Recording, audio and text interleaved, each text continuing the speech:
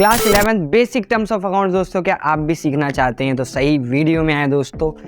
बिल्कुल वीडियो को at the end तक देखना है। आपको एक एक वर्ड मैं बता दूंगा ऐसी टेक्निक लगा के कि भाई आपको एक एक वर्ड आपके दिमाग में सेट हो जाएगा कि सही समझ नहीं आता, सब कुछ समझ आ जाएगा। करना कैसे होता है करना सिखा दूंगा मैं, ए से जेड तक आपको इस वीडियो में बताने वाला हूँ, जिसका नाम है हमारा basic term of account. Start करते दोस्तों वीडियो। तो वेलकम टू सीवाई कंसेप्ट दोस्तों। जैसे कि आप स्क्रीन पर देख रहे होंगे, आज हम बात करने वाले बेसिक टर्म ऑफ अकाउंट्स के बारे में, जो भी है क्लास 11 अकाउंटेंसी। अभी अभी दोस्तों आपने कॉमर्स स्ट्रीम ली और आपको बेसिक टर्म्स जानने हैं क्या क्या होते हैं दोस्तों। तो इस वीडियो में स्पेसिफिकली हम बात करने वाले हैं कुछ टर्म्स के बारे में, जिसको मैं ओवरव्यू ऑलरेडी आपको दे देता हूं। सबसे पहले हम बिजनेस ट्रांजैक्शन के बारे में बात करेंगे, फिर हम पढ़ेंगे असेट होता क्या है, type of asset, that's it. इस तीन टॉपिक्स को हम क्या कर रहे होंगे दोस्तों, कवर कर रहे होंगे इस वीडियो में दोस्तों। स्टार्ट करते हैं पहले टॉपिक से, जिसका नाम है दोस्तों क्या, बिजनेस ट्रांजैक्शन। बिजनेस ट्रांजैक्शन का मतलब क्या होता है? बिजनेस का मतलब तो आप समझते होंगे व्यवसाय। क्या मतलब? व्यवसाय। और ट्रांजैक्शन का मतलब अगर नॉर्मल मैं बताऊं, दैट इज लेन देन। क्या होता है दोस्तों? लेन देन। यानी बिजनेस ट्रांजैक्शन का मतलब क्या हुआ दोस्तों? व्यवसाय लेन देन। यानी व्यवसाय लेन देन का मतलब क्या है कि आप क्या कर सकते हो, वो लेन देन जो कि व्यवसाय से रिलेटेड है, वो बिजनेस ट्रांजैक्शंस कहलाती है। तो सर थोड़ा सा और एग्जांपल समझाओ। समझते हैं कुछ एग्जांपल से। फॉर एग्जांपल अगर मैं क्या कह रहा हूँ, मैं किसी की सैलरी पे कर रहा हूँ, तो क्या एक ट्रांजैक्शन है, एक लेन देन है। उसके बदले में मुझसे मैंने काम करवाया होगा, बदले में क्या दे रहा हूँ दोस्तों? सैलरी दे रहा हूँ। अगर मैं कह रहा हूँ रेंट पेड, रेंट पेड में क्या होगा कि ये भी एक तरह का क्या है, एक एग्रीमेंट, एक समझौता है कि भाई मैंने उसके घर में का रेंट पे किया, यानी मैं उसके घर में रहा हूँ 1 महीना और रेंट पे कर दिया होगा मैंने। ठीक इसी तरह से अगर आप कुछ खरीद रहे हो, for example purchase of goods, ये भी क्या है दोस्तों? एक बिजनेस ट्रांजैक्शन है। सेल ऑफ गुड्स, ये भी क्या है दोस्तों? एक बिजनेस ट्रांजैक्शन है।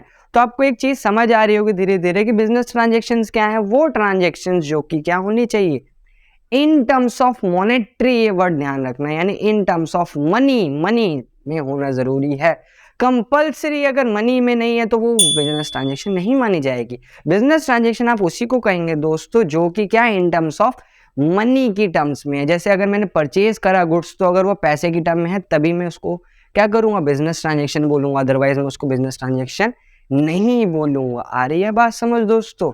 तो बिजनेस ट्रांजैक्शन अगर आपको डिफाइन करना है तो आप डेफिनेशन देख पा रहे होगे स्क्रीन के अंदर कि बिजनेस ट्रांजैक्शन बेसिकली क्या है, एक वो इवेंट है, वो ट्रांजैक्शन है जिसको आप क्या कर सकते हो, मेजर कर सकते हो in terms of money, that is business transaction. Simple दोस्तों। बढ़ते हैं नेक्स्ट पार्ट के अंदर, जहां पर हम बात करेंगे दैट इज असेट। असेट को अगर हम बात करें तो असेट का मतलब क्या होता है दोस्तों? असेट को हम शुद्ध हिंदी में या हिंदी में बोलते हैं संपत्ति। संपत्ति या असेट क्या होती है? मैं कह रहा हूं कि मैं अभी आपके सामने वीडियो बना रहा हूं। क्या बना रहा हूं? वीडियो बना रहा हूं। वीडियो बनाने के लिए मैं एक माइक यूज कर रहा हूं, एक कैमरा यूज कर रहा हूँ, एक स्टैंड यूज कर रहा हूँ, बल्ब लाइटिंग, बहुत सारी चीजें यूज कर रहा हूँ। ये सारा क्या है मेरा दोस्त? असेट। क्या है?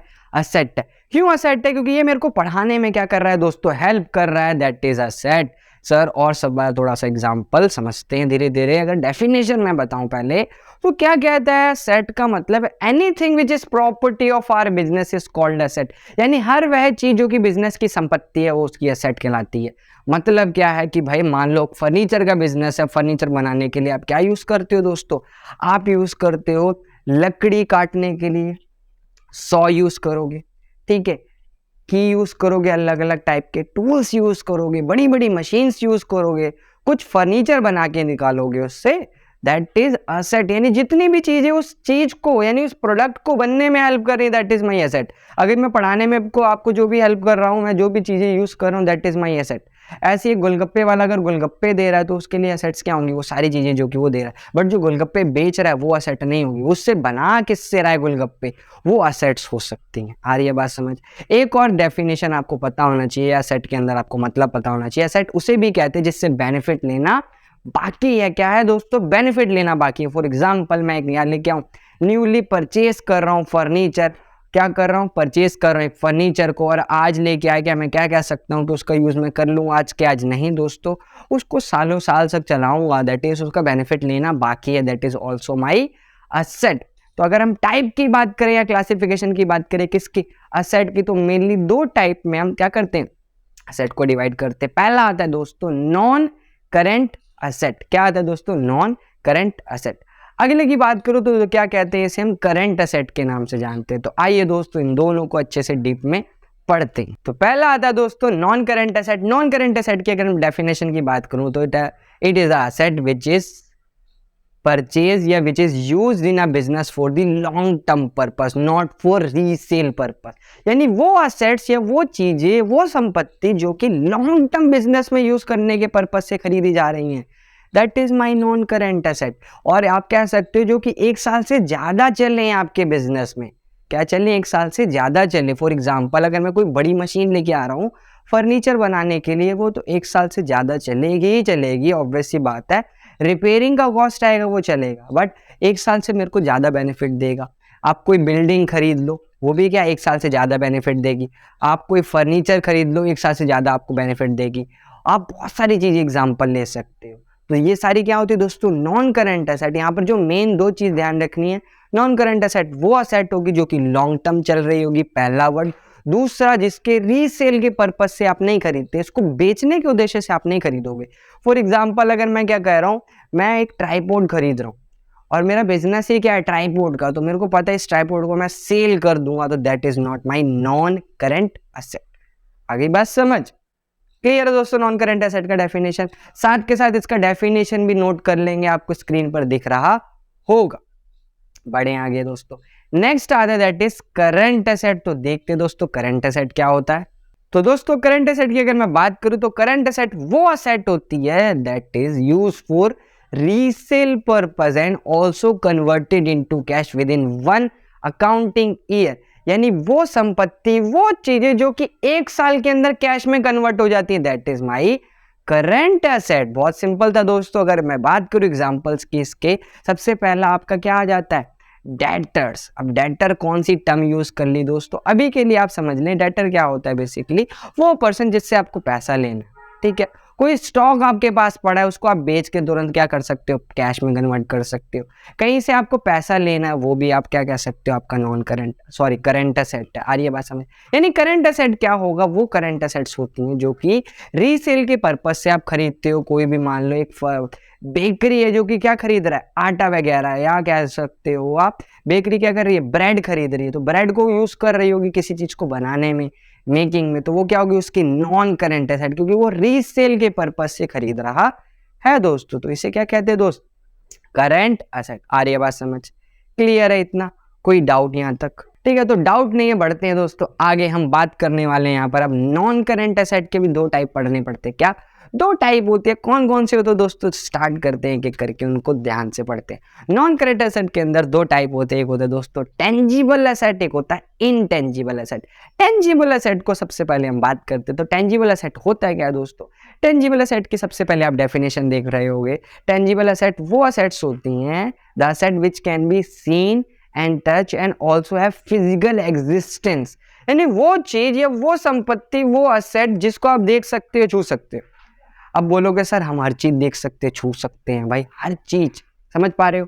मैं ट्राइपॉड को छू सकता हूँ, अपने कैमरे को टच कर सकता हूँ, मैं लाइटिंग को टच कर सकता हूँ, मैं अपने फैन को टच कर सकता हूँ, इवन मैं बहुत सारी चीजों को टच कर सकता हूँ। ये सारी क्या हो जाएंगी दोस्तों? मेरी असेट्स हो जाएंगी, टेंजिबल। तो इसके एग्जाम्पल पूछ ले, अगर पूछ ले तो क्या कह सकते हो? लैंड, फर्नीचर, मशीन, बहुत सारी चीजें आ सकती है दोस्तों। आगे बात समझ? टेंजिबल एसेट्स क्या होंगी। बढ़ते हैं नेक्स्ट में, जिसमें हम बात करने वाले हैं इनटेंजिबल एसेट्स की। अगर मैं बात करूं दोस्तों इनटेंजिबल एसेट्स होती क्या है, डेफिनेशन से स्टार्ट करते हैं। इनटेंजिबल एसेट्स बेसिकली वो एसेट जो कि ना तो देखते ना तो छू सकते। तो सर ऐसी क्या चीज आ गई, ना तो देख सकते ना तो छू सकते? अब क्या है वो आखिर दोस्तों कि भाई ना देख सकते ना तो छू सकते? दोस्तों पता है, अगर आप कमेंट करके आप आंसर बता सकते हो दोस्तों। हम बताते हैं क्या क्या होता है। पहला आता है, इसको हम क्या कहते हैं दोस्तों? गुडविल। बहुत इंपॉर्टेंट टर्म है, बहुत ध्यान से पढ़ेंगे। गुडविल बेसिकली क्या होती है दोस्तों? एक नाम या फेम होता है। क्या होता है? एक नाम या फेम। जैसे मैं कह रहा हूँ गुडविल, जैसे मैं आपसे पूछूं सबसे बेस्ट फोन कौन है, कमेंट करके बताओ सबसे बेस्ट फोन कौन सा, कमेंट करके बताओ। क्या आप बता सकते हो? कुछ बच्चे बोल रहे होंगे नथिंग, कुछ बोल रहे होंगे क्या वीवो, कुछ बोल रहे होंगे रियलमी, कुछ बोल रहे होंगे एप्पल। यानी अपने अकॉर्डिंग आप बता रहे हो, नाम बता रहे हो। आप चेक करो, एक ब्रांड है बेसिकली। ये क्या है? गुडविल एक नाम है, एक फेम है जो कि क्या है? मार्केट के अंदर अवेलेबल है। इसी को हम क्या कहते हैं दोस्तों? इसी चीज को हम किसके नाम से जानते हैं? गुडविल के नाम से जानते हैं। यानी एक मार्केट के अंदर क्या होना दोस्तों? पहचान होना, दैट इज माई गुडविल। आई बात समझिए। इनटेंजिबल है, देख नहीं सकते आप एप्पल को देख नहीं सकते, एप्पल की जो कंपनी है, जो नाम है वो देख नहीं सकते आप। ये नहीं बोलोगे कोई ओनर है उसको मैं जाके टच कर लूंगी या छू दूंगी ना, ऐसा कुछ नहीं। ठीक है, अगला आता है दैट इज पेटेंट। पेटेंट भी दोस्तों किसका एग्जाम्पल होता है? इनटेंजिबल। अब ये पेटेंट होता है क्या दोस्तों? बहुत ध्यान से समझेंगे। आपने जैसे देख रहा होगा पेप्सी, कोको कोला, ये सारे क्या अलग अलग ब्रांड्स हैं। क्या आप लोग कभी ये नहीं सोचते कि यार हर चीज की कॉपी आ रही है मार्केट के अंदर, क्यों ना इसकी कॉपी क्यों ना बनाई जाए?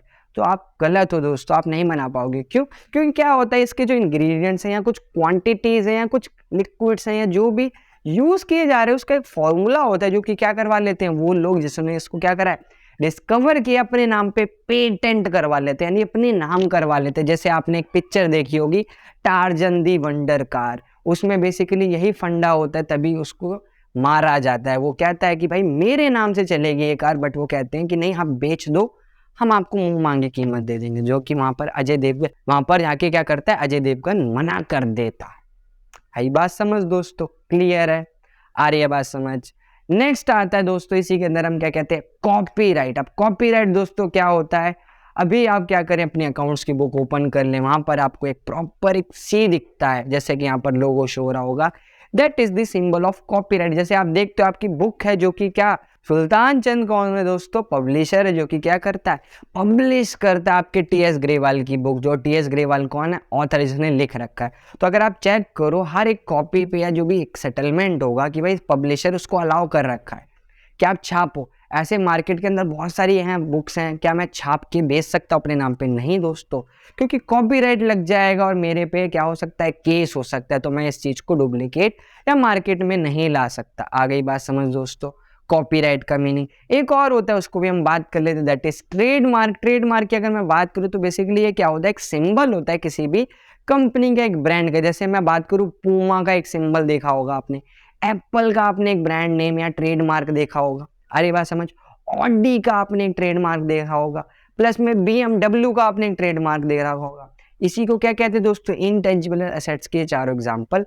आई होप दोस्तों आपको सब कुछ समझ आ गया होगा, ए से जेड तक कहानी, जहाँ पर हमने बिजनेस, ट्रांजैक्शन और एसेट के टाइप पढ़े। आगे बाकी वीडियोस में हम देख रहे होंगे बेसिक टर्म्स के बारे में। नेक्स्ट वीडियो जल्दी लेके आएंगे, तब तक के लिए दोस्तों कीप लर्निंग, कीप वॉचिंग। मिलते हैं नेक्स्ट वीडियो में, तब तक के लिए चैनल को सब्सक्राइब करना, ठीक है।